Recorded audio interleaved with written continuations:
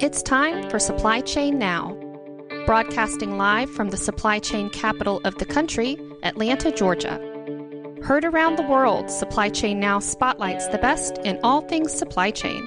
The people, the technologies, the best practices, and the critical issues of the day. And now, here are your hosts. Hey, good morning. Scott Luton with you here on Supply Chain Now. Welcome back to today's show.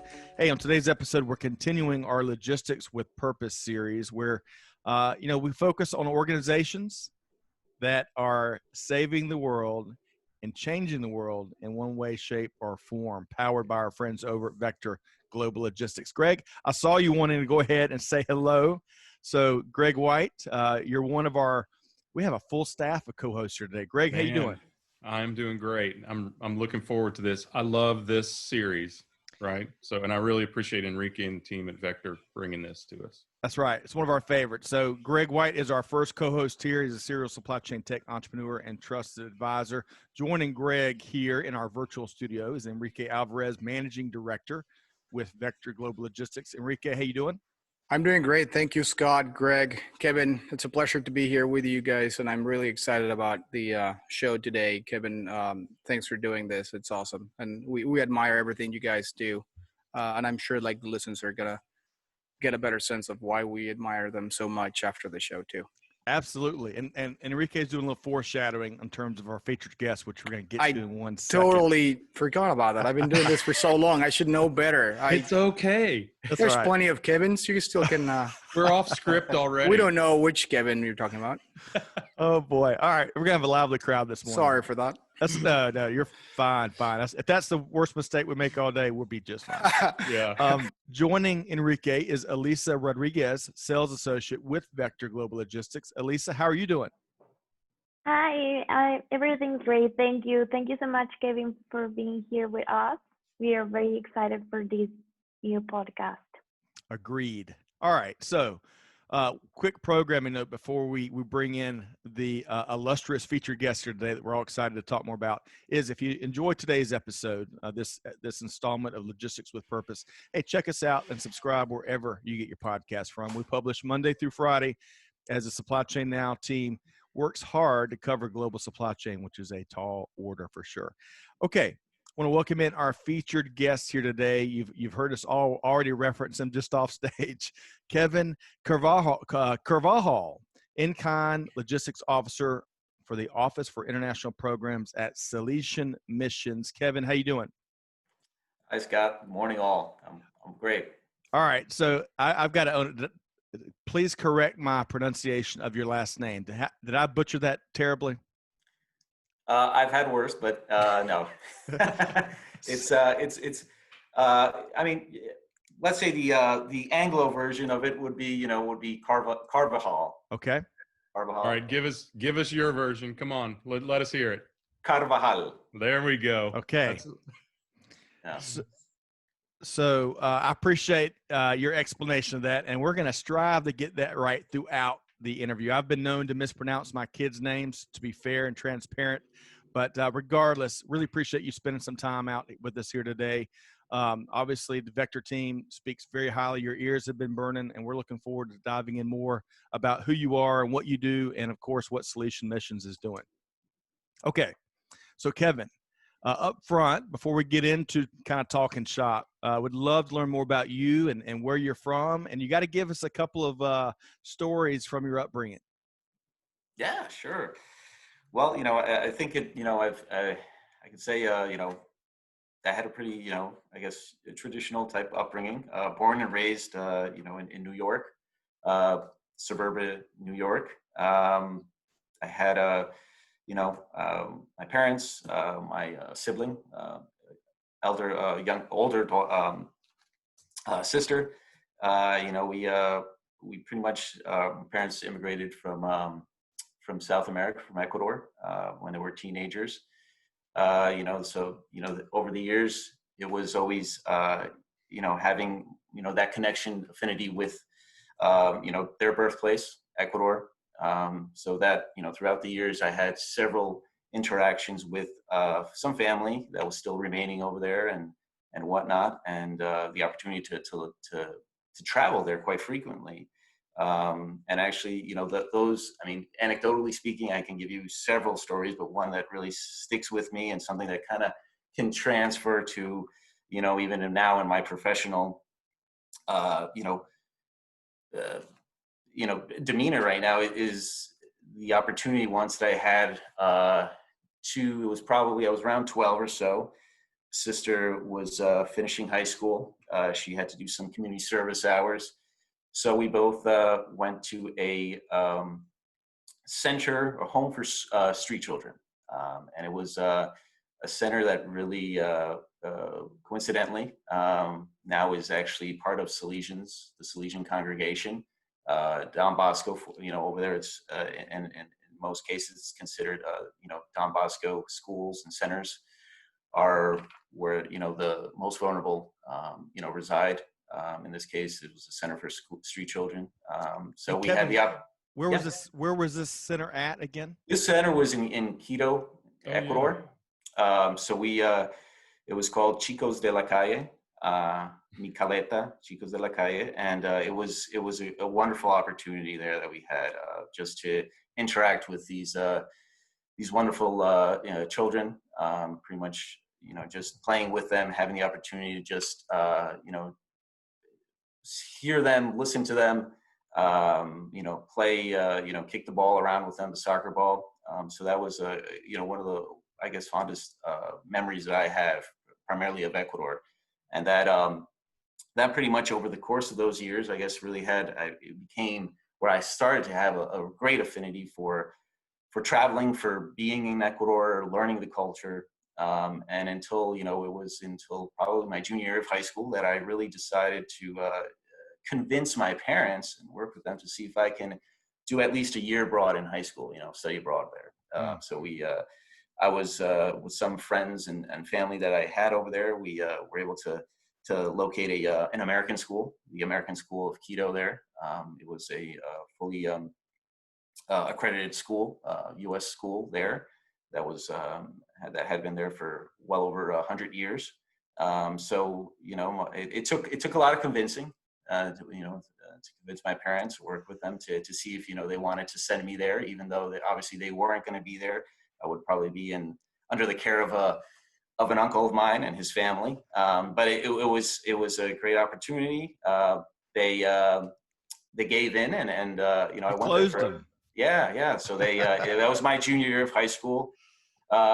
Later on, I mean, it was a great opportunity there that I met a whole bunch of people from different walks of life, different places around the world. That's where I really became, culturally sensitized, I think, to a great extent. And I really, I decided, with my parents after sitting down with them, seeing how that first year evolved, we made the choice for me to continue my studies there and basically finish high school there. So that was a really unique, like I say, change for me, change for my family in general, and something, where, my parents had opted out to leave Ecuador and no longer, be there at that time, several years ago. But, their son that was born and raised, in New York, decided to go back to their homeland and finish up high school there. So that was that's a great story for me. Yeah, love that. That is awesome. Hey, real quick before Elisa asks you about your more of your professional journey, it seems like early on you cultivated a sense of purpose around serving others.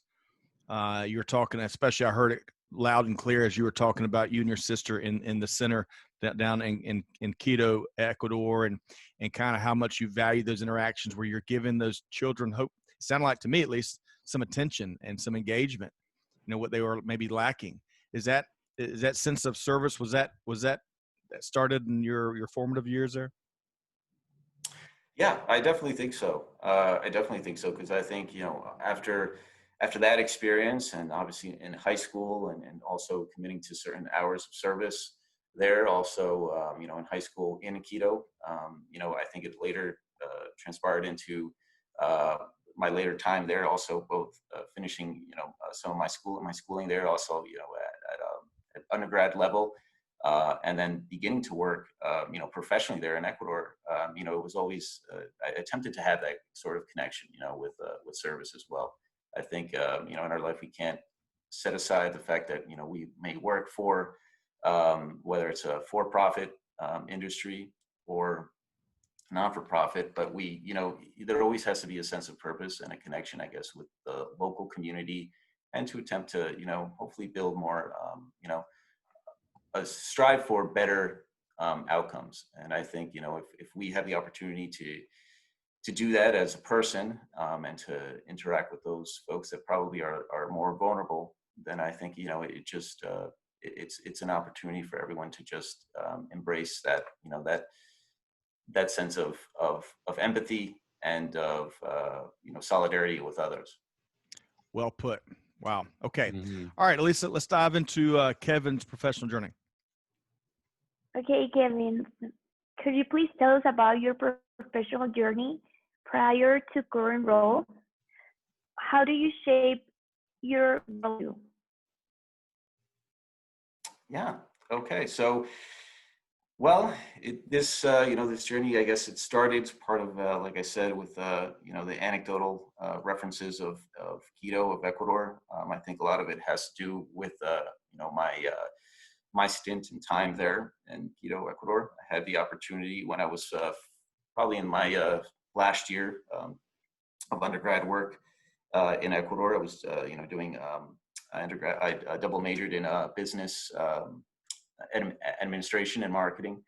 I took a post job in for a cosmetics company, manufacturer, and the role was primarily a inventory control assistant there for this cosmetics company that had that was pretty much all their logistics. Their supply chain was managed by a 3PL. And, just learning the nuts and bolts, from inbound, outbound, reverse logistics. It was kind of just the plethora of all the different components that, any commercial supply chain has. That exposure that I had really kind of segued and I guess implanted, I would say more so implanted in me a sense of, what else can I do with the logistics, or supply chain?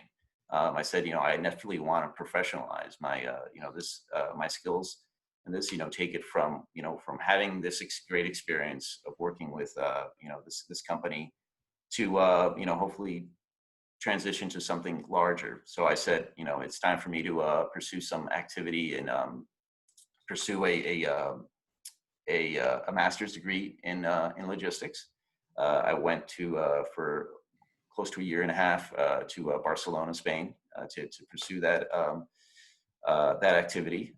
So once I had that, in place, it was kind of at the cusp of, the recession here, the great recession here that we had around, the 2009, 2010 era.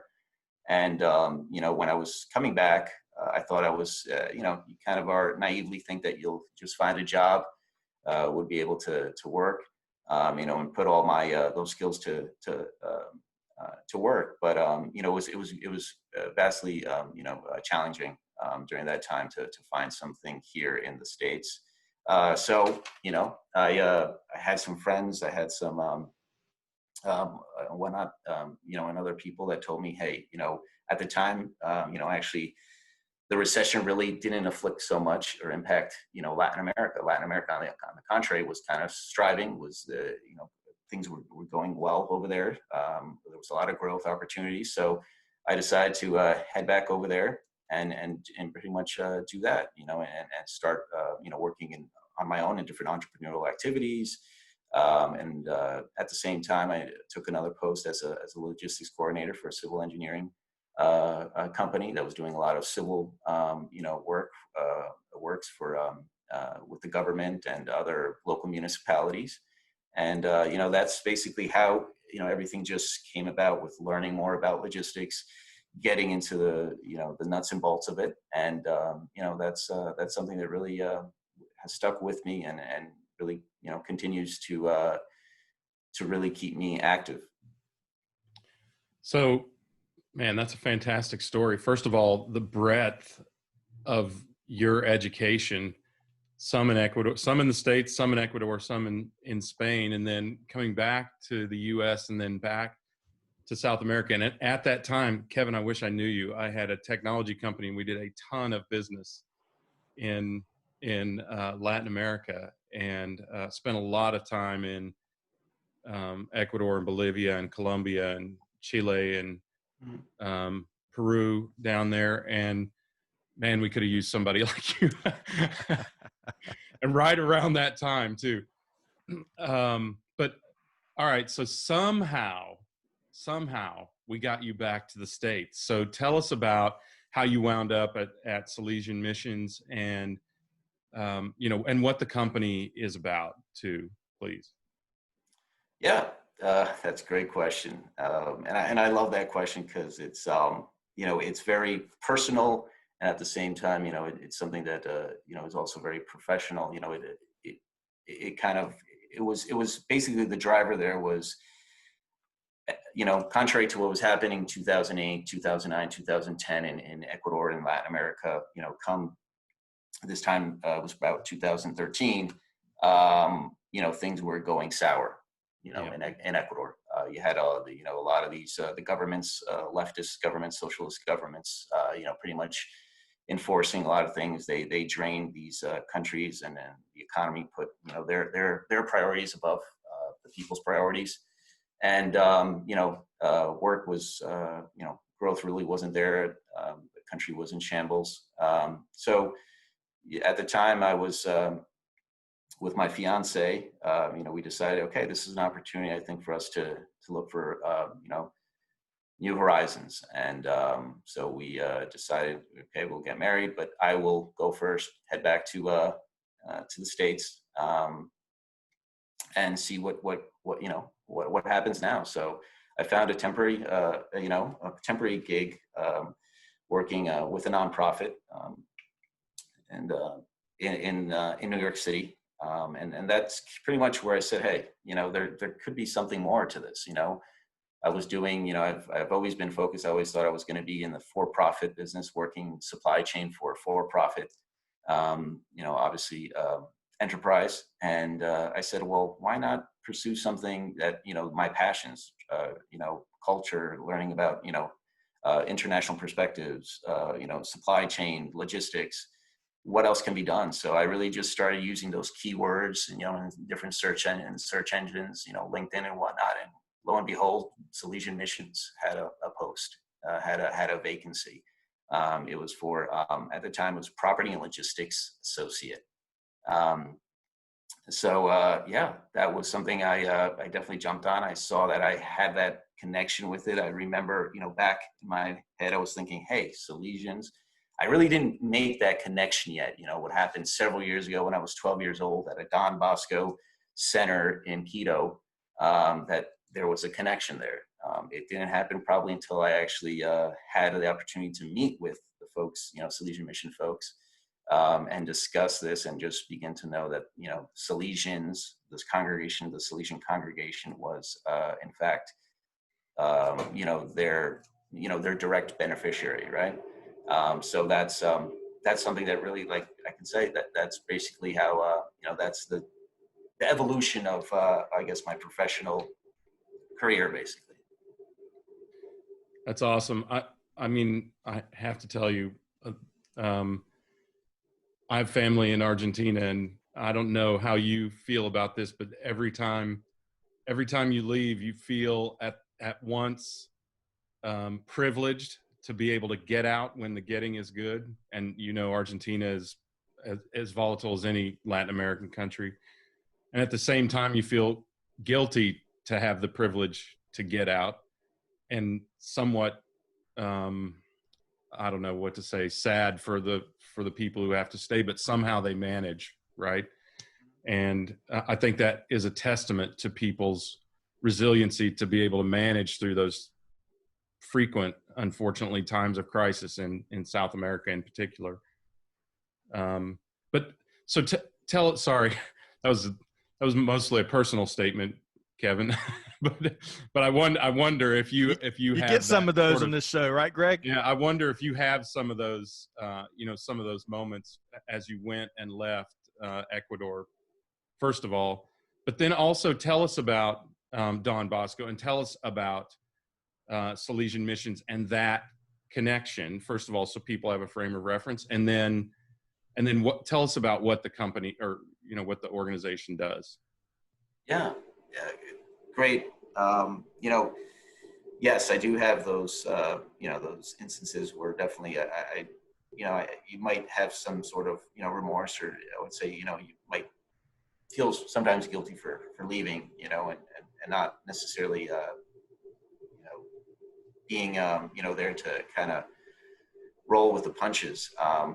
But I think it was but like you said, it's a testament, I think, of the people that actually remain and stay there. And I think it's something that truly sees the human condition of being resilient at the end of the day, that they can basically take and weather the storm. And I think we're all living it now with COVID, the pandemic and whatnot. So those are different things that really in my work now with the Salesians of Don Bosco and Salesian Missions, that's where we really begin to see how these different components kind of connect, the connections that exist, where Salesian Missions is basically the development branch of the Salesian congregation. Salesian congregation is the second largest Catholic order in the world. Salesian missionaries are basically priests, brothers, that are in over 135 countries around the world. Our main focus is, teaching, and their main focus primarily is, to teach and work with the most vulnerable, the at-risk youth, the young and the poor. So that's, and how that, how they make those, their programming is primarily with the technical vocational education and training, TVET centers, where they give those, help those, the youth obtain skills, both hard skills, and those soft skills necessary to, become active and hopefully productive citizens. So that's where Salesian Missions basically comes into place. How are they able to achieve that? They're able to achieve that obviously with some support from an organization, an NGO like Salesian Missions that tries to source funding opportunities for them in order for them to implement their program on the ground. We have two, primarily within the Office for International Programs, there's two verticals, one being the gifts in kind vertical. The other one is the development vertical. Development vertical is the one that submits and both, that works with the field in producing, competitive proposals, submit those to potential funders here in the U.S.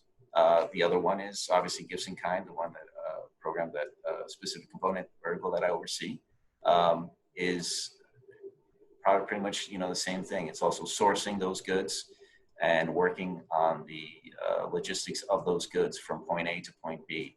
And in between that is obviously the whole intricacy of working with our partners, our field partners, our distribution partners that are primarily obviously the Salesian missionaries on the ground doing the work in the midst of all amongst the the young, the poor, the vulnerable, and they're the ones that pretty much are our subject matter experts. They are the ones that know the nuts and bolts. They know and have heard the needs of those communities and know what exactly is needed. So they are, they're primarily our source of information, of knowledge, so we can basically find those, the goods that are required. So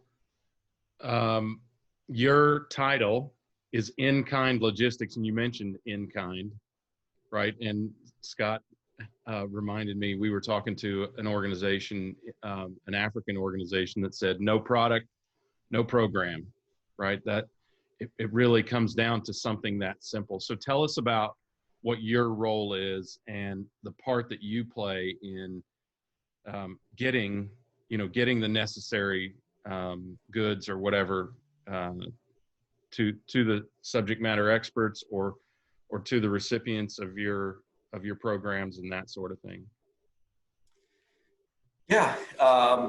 So it's, you know, one of it has to be definitely, there's a lot of cultivation working directly with our donors, primarily other NGOs,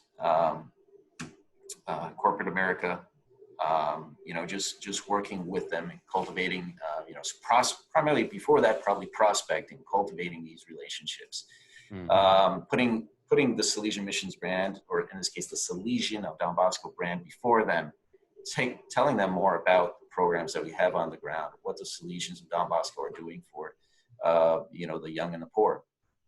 And, you know, just telling those stories that they can hear, that they would want to hear, and that would hopefully compel them to partner and collaborate with us. That's a good portion of the, you know, the role, a portion of, you know, the responsibility of this role. And then it's a matter of obviously working with the field to really, you know, delve deep into that, to use whatever we're sending. Obviously it's hard commodities. I mean, these are commodities that we're sending that for many, you know, in most instances are life-saving commodities, food, medicine, you know, to really, to see that it's strategically, it's intentional, and that it really meets an end. You know, that it's not just, it just doesn't stay there. It's just not an immediate relief, whether it could be maybe on the rapid onset of a crisis, yes. But traditionally what we want this is to really invoke, you know, a sense of change, of transformation. Like, you know, the word that we're kind of hearing, you know, in this you know, in this cast is a lot about resilience. So we want to basically also kind of have these communities and these populations, vulnerable populations, to also become more self-reliant as well. So that's where basically this all interconnects, the role with also our development team that makes you know, produces those proposals, submits those proposals for funding, is to basically use gifts in kind or in-kind donations as a practice, you know, for development, for change. And, you know, that, and then with that, like I said, is also the logistics aspect, where we obviously need the help of Enrique, we need the help of Vector, you know, to move product from point A to point B. And that's basically where that falls into place, where we rely heavily on those partnerships with freight forwarders to really move these commodities, because it's very distinct. I mean, I think the approach and also the treatment of these movements is very unique and is very different than commercial logistics. And that's where really, I think we put a keen,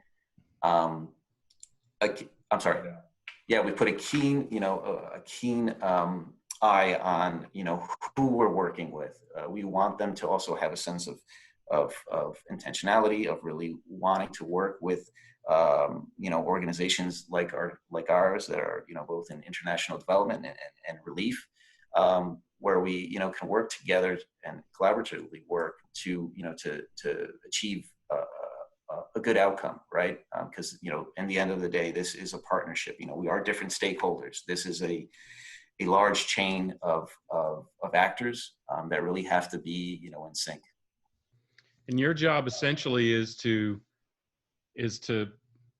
almost sell these potential in-kind organizations to help this organization to coordinate those shipments with what's needed on the ground in your various areas. Is that a summation? Yeah. Or is it, I know it's a lot more than that, Kevin. No, that, you know, in a nutshell, yes. It's basically, you know, I like to think of myself as, or in general, I think the gifts in kind vertical is a lot about being a matchmaker, you know, just being that intermediary of just matchmaking. And it really takes those, you know, a certain level of ability and capability to just, you know, make those connections. And, you know, everything else in between that is just, you know, it's just a matter of finding the right fit. And I think it's a matter of finding a right fit, the right donor, the right organization that's, you know, also inclined and has, like, thinks quite similar to, and has a similar interests and that Salesian Missions has and the Salesian congregation has, and all those actors in between that we also kind of, are on the same page. Real quick, 135 locations. You've got supply chain managers with tons of resources, paid internal resources that have their hands full with 4 or 5, 10 locations, right? Right. Yeah. To manage that 135 global locations and really it be where you're serving others, you're changing lives, this is a noble mission. Kevin, I don't know how you get any. You must have some clones, because that you must have several full plates managing this massive global supply chain, doing the matchmaking, managing all the partners, and making sure that as as shipments go, that, to your point, they are taken care of, and folks are intentionally protecting so that when that product hits the ground, as Greg alluded to, without good product, certainly without no product, but without good product, there's no program. So, Kevin, you're doing some yeoman's work here. I think a caveat to all of that is, and I can't just put it all on me. And I think, we do have support here at Salesian Missions. I'm also, there's another, another position there that also has an associate position that also backstops a lot of the, it kind of deals more with the nuts and bolts, the minutia of the workflow, as far as, the internal dealings with arranging shipments and everything. So we do have help. And then obviously what we have is, the on the ground help. And, while I would love to be able to say that, we ship to all 135 countries, that's not, I don't think that's humanly possible. Like I said, we do have to be intentional. And obviously with that being said, there is also, the challenges of moving goods to certain countries, obviously with the different regulations and customs requirements, obviously kind of prohibit maybe those sort of activities. So, we actively probably ship on average probably to at least 20 countries. Obviously trying every day and every year to kind of bolster that, kind of bring in new potential consignees, partners on the ground that we can definitely, include in that pool. But, it's increasingly, it's become a challenge. Like I said, I mean, primarily speaking, it's those, the situation, I would say, the enabling environments that we have to deal with, right? In the distinct and the different countries. So Kevin, for reference, I was wondering if you could give a little bit more reference about which countries are your top countries that you currently serve, and then also, and I think it's a interesting question, like which countries would you like to be able to serve, but like for whatever reason, regulations, contacts, tough logistics, which countries would you like to ship to, but you haven't been able to because of regulations? Yeah. So, our priority, I guess our institutional priority here at Salesian Missions is to put Africa, as a destination, Africa, the continent in general. So we do have a lot of shipments are going to places, primarily landlocked countries, Uganda, Zambia, the DRC, Burundi. Those are kind of the key areas where containers are going. There primarily food assistance is going there. Where we would, and to a certain extent we've maybe had at some point, done shipping to, but now for whatever reason, like Enrique alluded to, tough logistics, the enabling environment there has been like South Sudan, Central African Republic. Those are two places where we know there's a need. Without a doubt, there's a need. But it's just the environments there just make it too, really make it a challenge for us to really ship there. To also at the same point, when we're doing our shipments, to maintain ourselves intentional and kind of strike a balance between the needs on the ground and also the needs and requirements of our donors.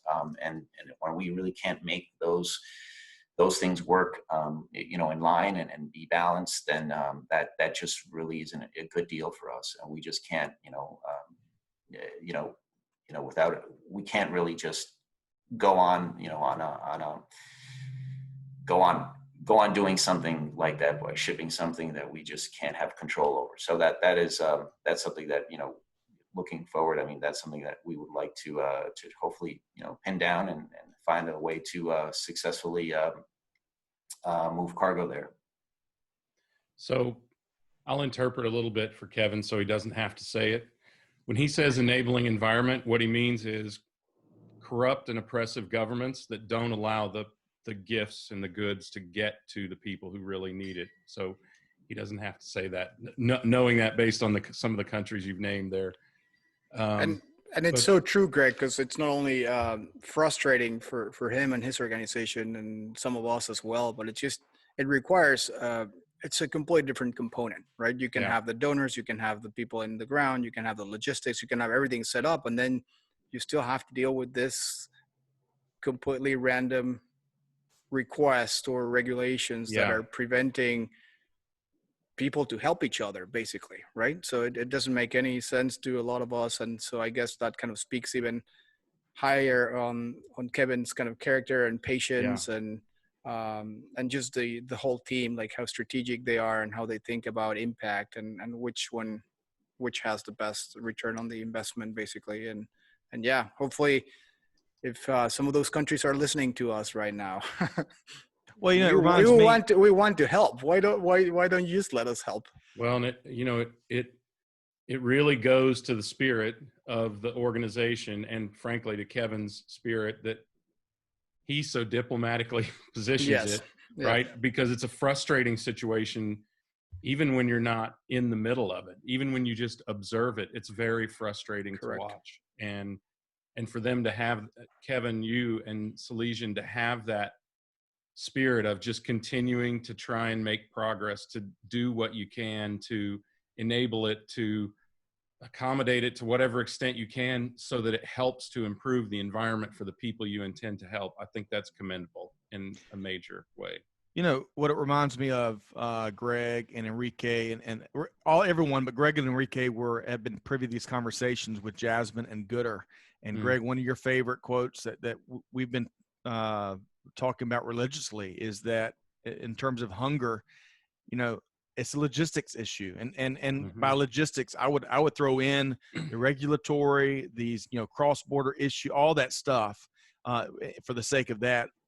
We can do this, but we got to have folks working together, going back to what Kevin was talking about, that sense of purpose and connection with the local community in each of these local communities, acknowledging there's a problem, and let's work together and we've got plenty of product. We got plenty of food. We got plenty of supplies, but man, it's got to be a willingness to get it to the folks in need. So Kevin.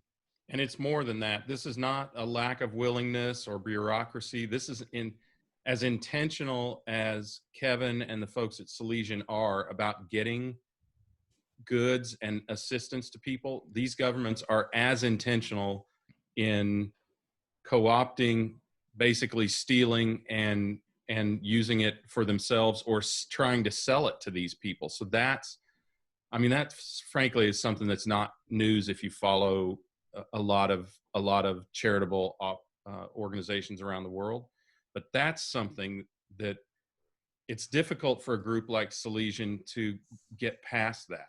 I don't know how you do it other than to just endure it, which it sounds like is, like I said, it's a great spirit of you to be able to do that. So Enrique, look, we talked about probably the toughest topic that Kevin has to face, right? And I know that, and I know you and your company's affinity for getting goods to people in need, the fact that you donate every time you move a container and that sort of thing. So tell us a little bit about what makes you such a big fan, why you wanted us to meet Kevin, why you wanted us to hear about Salesian Missions, and what you admire probably most about the organization.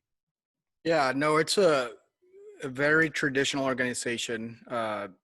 They have an incredible history of helping other people, and there's many different things that we admire in terms of the programs that they offer. They go from like education to homeless to workforce development to food security and to shipping aid.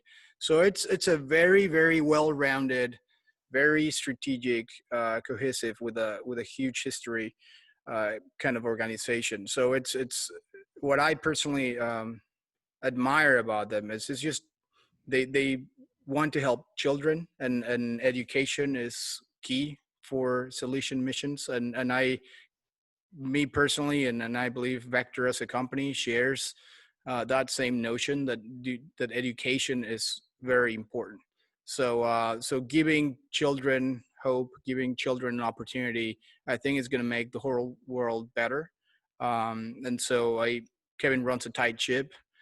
We admire his efficiency and the way they handle logistics, and so our partnership with them is very rewarding, because as he kind of put it, when we're shipping containers for them, it's really more than just shipping a 20-foot container or a 40-foot container or whatever it might be. It's really more about just giving medicine or food to people that need it, and people on the ground that have been literally investing their lives to help others in those communities. And so it just really makes us proud to be part of such an amazing cause. So thanks, Kevin, for what you do, and please pass that on to like everyone that's on the ground, because it's just amazing that people have such love for others that they would dedicate their whole lives to supporting kids in other regions, in other countries, right?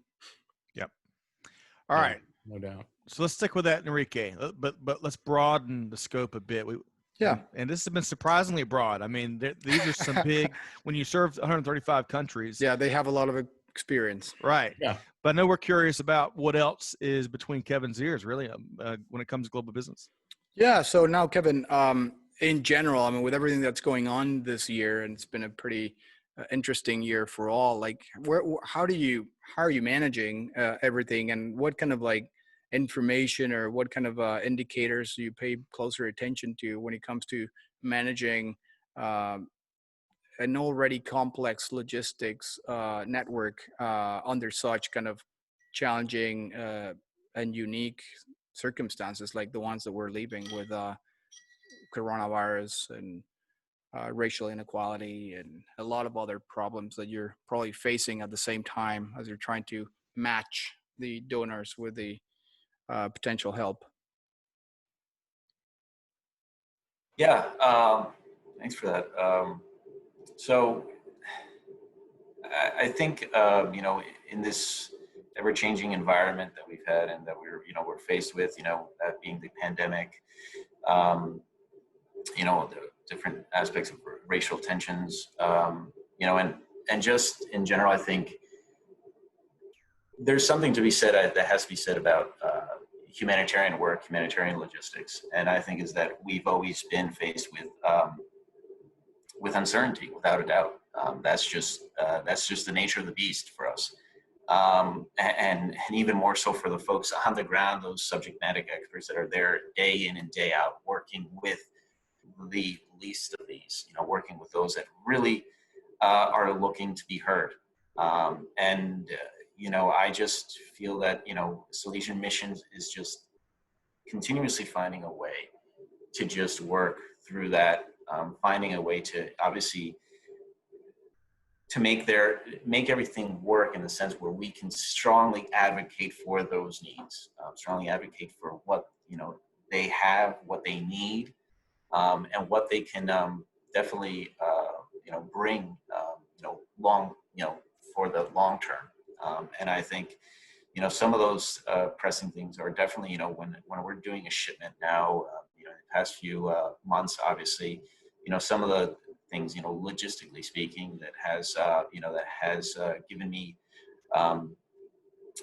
some has challenged me is definitely the blank sailings that are happening all across the board with steamship lines. Definitely with how that impacts, obviously, if you're delivering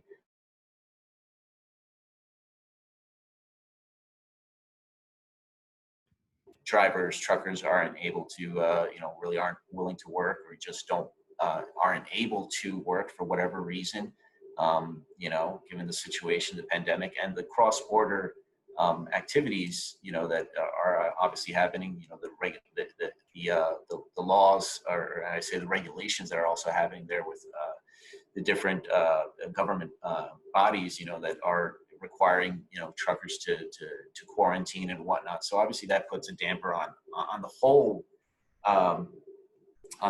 supply chain as well, and obviously that translates to dollars, and that that for me is something that is of grave concern. I'm sure for other humanitarian organizations as well. That's something that we've encountered here at Salesian Missions, and I'm sure other folks as well.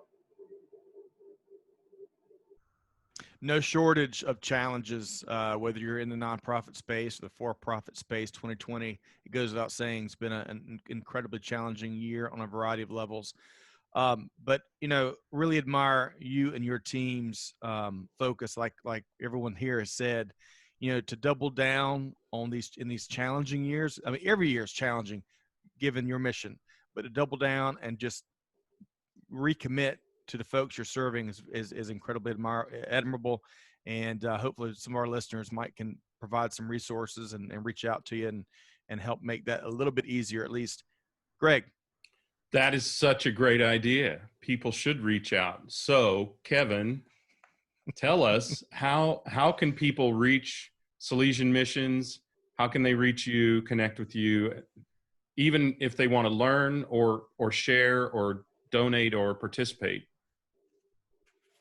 Yeah, well, a good resource there is definitely the Salesian Mission website. So you can go to www.salesianmissions.org. It's a great resource there. You can look through the different projects that we have going, funding opportunities, learn more about our organization, and of course of the partners that we have, the Salesians themselves, the missionaries, and the work and programming that they have, in different thematic areas. It's education, it's health, it's wash, water and hygiene, and also healthcare, health and clinics as well. So please, reach out to us through there. We have a general inquiry email there as well that you can definitely look into. And please do. Please reach out to us. All right. So SalesianMissions.org, right? Nice. All right. So Enrique, give us a little bit of an update on what you all are doing and how folks can connect with you as well. Yes, no, as Vector's been pivoting into sourcing and helping throughout the pandemic. We're not doing it around the world. We're trying to change at least the communities that we are in, and starting with Atlanta, we're kind of partnering with Love Beyond Walls, an organization here in Atlanta that helps homeless people.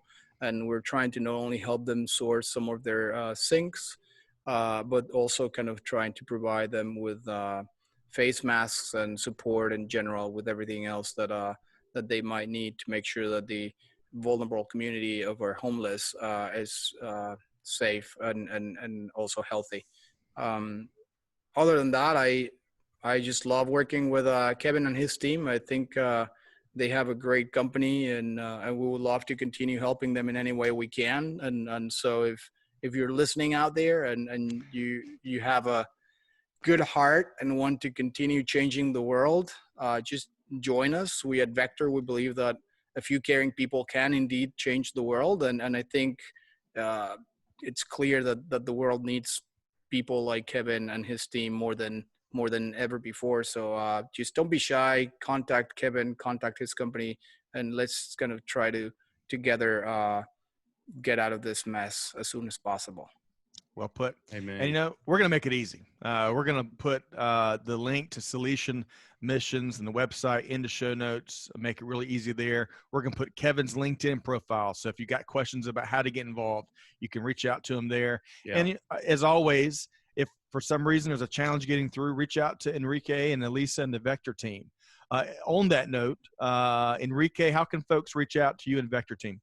Yeah, no, they can reach out to us through our webpage at vectorgl.com, or just sending me an email at enrique.alvarez@vectorgl.com, or contacting Elisa, and I let her give a little bit more commentary, because I feel like we haven't really let her speak today for whatever reason. Yeah, don't worry about it. Yeah, you can also contact us via Instagram. It's Vector Global Giving. I think you need to put a dash between each word. And then you can also contact me. My email is elisa.rodriguez@vectorgl.com. If you want to pronunciate correct, it's Rodriguez. But that's it. Awesome. Thanks, Elisa. Thank you, Elisa. Thank you, Lisa. And really, thanks everybody here. As we bring this episode to a close, want to give a big thanks to Kevin Carvajal, in-kind logistics officer with the Office for International Programs with Salesian Missions. Kevin, you're doing incredible work. Big kudos to you and the whole team there. Godspeed as you move forward and we get through this challenging year. We'll have to have you back on and reconnect maybe at the end of the year and kind of see how things turned out. Yeah, no. Thanks again, Kevin. It's a pleasure having you here. Yeah, Scott, Greg, Enrique, Lisa, it was a pleasure. Thank you for having me. And this is we're all in this together. I think with all this the pandemic, everything that's going on. But I'm sure we'll weather the storm and we'll come out better from this. And that's right. I'm sure definitely the communities that we're serving are also feeling that as well. They feel the love. I think they feel the solidarity as well. And we're thankful for partners like Vector that also help us, get the goods to where they have to go. Outstanding. That's a great note to finish on there. All right. So also big thanks to, of course, Enrique Alvarez, Managing Director with Vector Global Logistics, Elisa Rodriguez, Sales Associate with Vector. Love what the Vector team's doing. Love this series and really appreciate your commitment to changing the world, Enrique, working with different partners and different parts of the world. I mean, it's so intentional, and it's just a breath of fresh air, Greg, every time we have one of these installments. It is. It's inspiring. And I got to tell you, I think Kevin may be uniquely equipped for the difficulties that he sees and the challenges that he faces each day.